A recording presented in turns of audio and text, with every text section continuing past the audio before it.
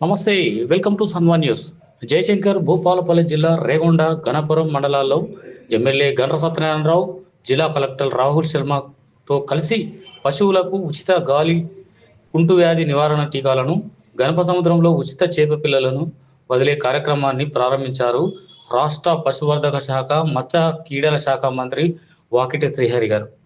ఈ సందర్భంగా మంత్రి మాట్లాడుతూ 3,24,00,000 పశువులకు 54,00,000 టీకాలు ఇప్పటికే వేయించామని, రాష్ట్ర ఆర్థిక వ్యవస్థ బాగా లేకున్నా రాష్ట్ర అభివృద్ధి పథంలో నడుపుతున్నామని, కాంగ్రెస్ ప్రభుత్వం అంటేనే పేదల ప్రభుత్వం అని, పాడి పశువులకు టీకాలు వేస్తున్నామని, సామాన్యుల కోసం టీకాలు వేస్తున్నామని, త్వరలో రాష్ట్రంలో గాలికుంటు వ్యాధి నివారణ రూపుమాపుతామని, మత్స్యశాఖకు 123 కోట్ల రూపాయలు మంజూరు చేశారని, 94 కోట్లతో చేపలు, 28 కోట్లతో రొయ్యలు, రాష్ట్రంలోని 26,000 చెరువులలో చేపలను వదులుతున్నామని అన్నారు.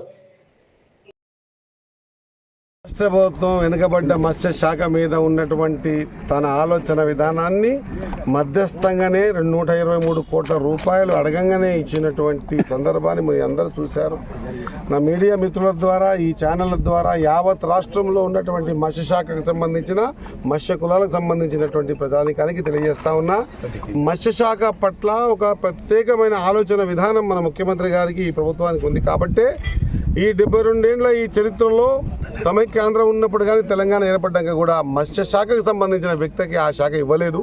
మొదటిసారి ఇచ్చారు. కాబట్టి దీనికి పూర్తి స్థాయిలో న్యాయం చేకూర్చే విధంగా మధ్యస్థంగా తీసుకున్న 123 కోట్లలో 94 కోట్లతో చేప పిల్లల్ని, అది కూడా సైజు చేప పిల్లల్ని ఖచ్చితంగా పర్సంటేజ్ ప్రకారంగా శిఖం ఎంతో ఉందో లెక్కబెట్టి, ఇక్కడ మీ పక్కనే బోర్డు పెట్టి ఆ బోర్డుకు సంబంధించినటువంటి ఆ ఇన్ఫర్మేషన్ డేటా ప్రకారంగానే ఇస్తూ ఉన్నాం. అక్కడ మాట్లాడితే బాగుండే, బోర్డు కాడ ఇస్తూ ఉన్నాం. కాబట్టి మీ అందరితో కోరుతా ఉన్నా, ఖచ్చితంగా మత్స్య సంపద పెరగాల. 5 లక్షల కుటుంబాలు ఈ మత్స్య వ్యవస్థ మీద ఆధారపడి ఉన్నాయి. కాబట్టి ఆ కుటుంబాలకు ఎంప్లాయ్మెంట్ జనరేట్ అయ్యే విధంగా, ఈ తెలంగాణ రాష్ట్రం నుంచి ఇంపోర్ట్ ఎక్స్పోర్ట్ అయ్యే విధంగా చేపల ఉత్పత్తి జరగాల.